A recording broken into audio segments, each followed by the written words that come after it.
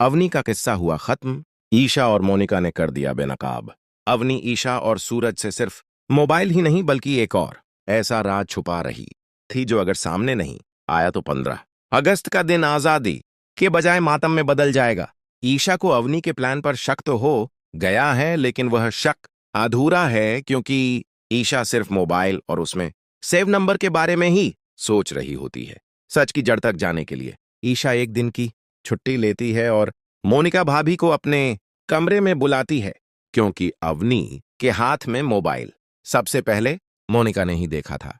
ईशा मोनिका से अपने दिमाग पर जोर डालकर सोचने के लिए कहती है और आखिरकार मोनिका का दिमाग भी खटारा गाड़ी की तरह चलने लगता है। मोनिका ईशा को अवनी के घर से बाहर जाने और अकेले रहने का समय बता देती है।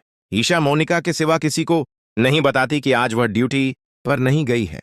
अवनी को इस बात की भनक भी नहीं लगती कि आज उसका पर्दाफाश होने वाला है। ईशा अवनी के कमरे में एक मिनी कैमरा लगा देती है और उसे अपने कमरे में पड़े लैपटॉप से कनेक्ट कर लेती है।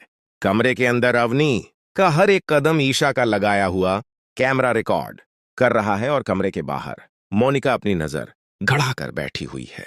ईशा को बस अवनी की एक गलती का इंतजार होता है और आखिरकार वह शुभ घड़ी आ ही जाती है। शाम के 300 बजे अवनी अपने कमरे से बाहर जाती है और पुराने किचन में छुपकर फोन पर किसी से बात कर रही होती है। मोनिका अवनी का पीछा करते करते वहां तक पहुंच जाती है और उसे हाथों पकड़ लेती है।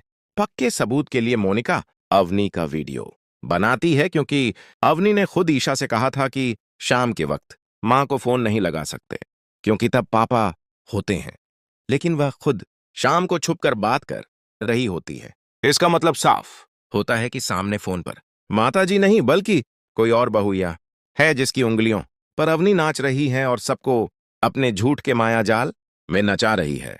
अब यह देखना बहुत इंटरेस्टिंग होगा कि क्या ईशा अवनी का नकाब उतारने के बाद उसके असली मकसद तक पहुंच पाएगी, क्योंकि अवनी और उसका गिरोह शायद कुछ बड़ा प्लान बना रहे हैं।